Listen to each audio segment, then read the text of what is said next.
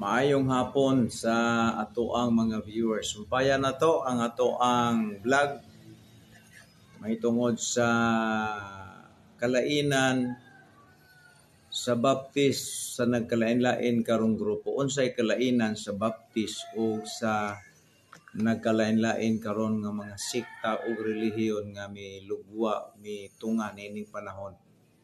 So ato aning sumpayan ang atong explanation, ang baptist dili siya religion. Ang baptist dili sab siya protestante or dili siya reformers.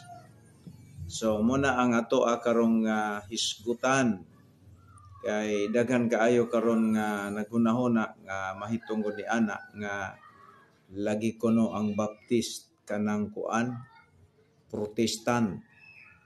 So ato lang ning hisgutan karon guys ang dapat hisgutan nato. So ang baptist dili siya relihiyon. Ang baptist usa ka simbahan. Balikon ko, take note. Ang baptist dili siya relihiyon, kundi siya usa ka simbahan.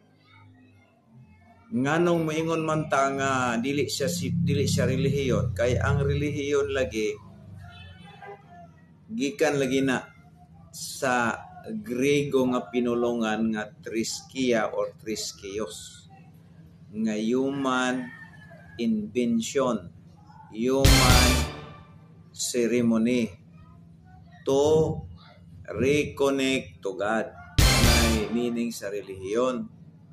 So tanan nga mga naghimo og mga pundok-pundok karon nga gisumpayan nila sa ilahang sa tumoy og church usa na kadakong lingla.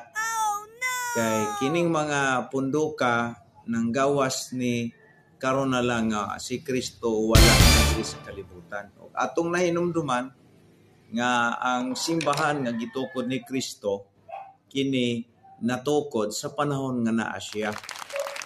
So ang simbahan dili siya relihiyon. Og ang relihiyon dili pud siya simbahan. Mao nang kinahanglan makasabot ang matag usa ni ana. Kay diri manggod sa ato karong lugar, partikularmente dinhi sa siyudad sa Ingog City o bisan pa sa atong nasod, ang kasagarang ginahuna sa mga tao nga ang relihiyon o ang simbahan is parihara. Pero diri sa atong gitudlo guys, based sa kasulatan gamit ang Grego, dili siya ang dili siya relihiyon ang simbahan. So ang simbahan natukod ni sa panahon nga naa si Kristo. Dunay duha ka ordinansa nga iyahang gihatag ni ini nga pundok nga siya ang nagpasiugda. Una, kining bautismo sa tubig. Iyan ning gihatag diya sa simbahan mo nang ang primero nga ordinansa nga gihatag ni Kristo sa iyahang simbahan. Ang una, bautismo sa tubig. Og ang bautismo sa tubig, kung imong basahon ang the book of Matthew, nagsugod na diya og bautismo og tubig nga immersion si John the Baptist. O si Kristo mismo mao ang nagtukod, nagpasiugda sa simbahan, dito po niya nagpailalom sa bautismo. Mao nga kung imong tan-awon ang Baptist, mao gyud siya ang simbahan nga gitukod ni Kristo. Kay ang bautismo sa tubig nga maoy primero nga ordinansa nga gihatag niya sa simbahan, kini nahitabo na panahon na si Kristo. Ikaduhang ordinansa nga gihatag niya sa simbahan nga mao ang baptist. Guys, kining balaan nga panihapon na si Kristo gyud ang primero nag-initiate sa Lord's Supper, Last Supper, di ba? So mo na ang duha ka ordinansa guys nga gipractice na ni Kristo panahon nga naa siya diri sa kalibutan. Kanang una-una sa uban nga ang simbahan kuno birth of the church panahon sa Pentecost, dako kay na siyang bakak ulingla. Kay ang panahon sa Pentecost, wala na diha si Kristo. Wala na si Kristo dahil uli na sa langit. So dili mahitabo nga ang simbahan natukod sa panahon sa Pentecost. Kay wala pa gani ang empowerment sa church, wala pa gani na kining gitawag nato mga higala na tabo ang Pentecostes nga pista sa mga Hudyo nga maoy puhatag niya sa Holy Spirit kuno sa mga Pentecostal mo na ilang drive out. Ang ordinansa sa simbahan gipractice na ang bautismo sa tubig ug balaan nga panihapon. How come nga moingon siya nga birth of the church didto nga wa pa magani nahitabo ang birth of the church kuno sa ilahang una-una nga nagpractice naman ang ordinansa ang grupo ni Kristo nga Baptist nagpractice naman sa gitawag og duha ka ordinansa, bautismo sa tubig ug balaan nga panihapon. So usa ka dakong lingla ug bakak ang mga tao nga nagtudlo ni ana nga kuno ang simbahan natukod panahon sa Pentecostes. Dili na nila maprueba guys kay ngano wala na sa kamatuoran gi istorya nga ang day of Pentecost mo ay birth of the church. It is a lie mga kaigsuonan. Kay gani sa Juan kapitulo 21, 22, Juan kapitulo 20, 21, 22, si Kristo nang hatag na siya og Holy Spirit didto sa mga apostoles. Unya pagsaka ni Kristo sa langit pilay baptist atong higayona nga nabautismuhan sa tubig. Unya na nagsilibrar sa Lord's Supper. Dunay 120 ka buok.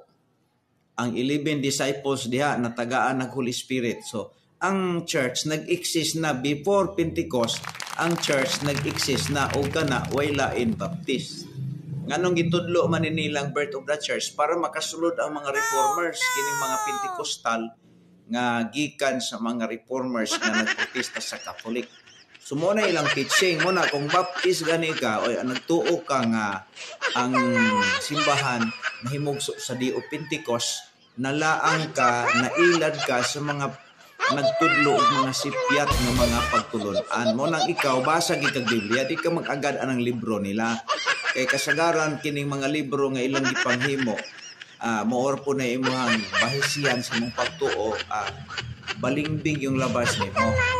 So muna mga kahigalaan nga ang Baptist, usa siya ka simbahan nga maoy gitukod ni Kristo. Kay ang simbahan laging gitukod ni Kristo, gitukod na niya panahon nga naa siya. Siya go'y magtutukod, lisod mabukay na nga nagtukod siya simbahan pero wala na siya diya, dili siya mo'y magtutukod ana. Pero atong makita guys nga ang simbahan nga gitukod ni Kristo, natukod gina niya panahon sa tulo niya ka tuig unom ka bulan niya dinhing tulo sa kalibutan pagministeryo. Ang simbahan nag-exist na tungod sa duha ka ordinansa nga gihatag niya, Lord's Supper, primero kining bautismo sa tubig, niya balaan nga panihapon o walay lain nga nagpractice ana ang grupo ra ni Kristo. So unya kidis-aman daw si Kristo nagpabautismo, di ba, dito ni John the Baptist. So mo na nga ang Baptist gibalik-balik gina sa 15 ka panahon sa New Testament. Unya ang simbahan gibalik-balik na sa 114 times. Kining Pentecostal nga mga reformers sila gikan sa Katoliko, nagprotesta, gisilhig sa Katoliko, papahawa silang pundok, nagtukod og ilang pundok, nagsigig panudlong bakak nga kuno ang simbahan natukos panahon sa Day of Pentecost nga naman na para ilang ang kunon. Pero ang tinud-anay sipyat og walay igong kamatuoran nga ang simbahan natukos panahon sa Day of Pentecost.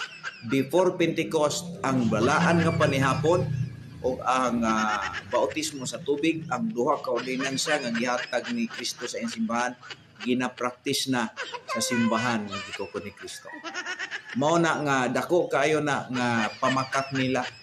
Guys, mutuo man ta nga sa panahon sa Day of Pentecost, ang 109 ka buok nga mga believers nga wala natagaan sa Holy Spirit, nahatagan sila tanan diha. Itawag tana og empowerment of the church. Pero dili gyapon kasulod ang Pentecostal diha kay kadto na konsaran sa Holy Spirit, guys. Mga Baptist man to, mga gikonsaran man to sila sa gikuan man to sila, gibautismuhan man to sila hurot ni John the Baptist. Bisan ang mga apostoles si John the Baptist maoy nagbautismo nila. Mao na nga tanan nga pagpangangkon sa laing sekta o relihiyon karon nga nanunga ang ilang mailad kadtong mga taong wa gyud pagtuon sa Biblia. Mo na ako i-challenge ta mo para di mo mailad, basa gid mo sa Biblia nya sugdag basa sa Matthew pauno paingon sa Revelation para makabalo mo sa istorya diha nga kanang ilang sigig pagpamakag og sulti nga ang simbahan natukod sa Dio Pentecost dako kayong bakak. Kay before Pentecost Day of Pentecost, guys, ang duha ka ordinansa nga gihatag ni Kristo sa iyang simbahan, ang bautismo sa tubig ug balaan nga panihapon, gina-practice na sa iyang grupo nga gitawag nga simbahan. So dako kayo og pamakak ani nila. Muna nga di gid ta magpailad sa mga Pentecostal kay moangkon sila nga sila kuno ang simbahang gitukod ni Kristo, pero nanggawa sila gikan sila sa mga Katolisismo through Martin Luther nga ilang father of Protestant. So mo na, guys, nga ang Baptist lig-on kay tagdoktrina nga base sa Biblia ug ang kasulatan nga atong gisunod mao ginay matuman dili kita, no, di ba? So mo na ang atong pagtanaw sa Biblia is objective. Unsay nakabulagay diha, observe ta. Kaning ila subjective man ilang buluton ang pipila ka bersikulo para ang Biblia mosunod sa ilahang doktrina nga imbento lang sa tao. Okay, so salamat ta nga nahibaluta nga ang Baptist dili siya relihiyon kundi usa siya kasimbahan. Ang Baptist mao ang simbahan nga gitugon ni Kristo. Mo'y gitagaan niya sa duha ka ordinansa, bautismo sa tubig ug balaan nga panihapon. O kining duha ka ordinansa nahitabo ni wa pay Day of Pentecost, guys. Okay? So that is nga mo ni ato ang view din nga di ta pwedeng mailad ani nila. Okay, salamat, guys, o salamat sa pagtan-aw, ang Dios magapanalangin.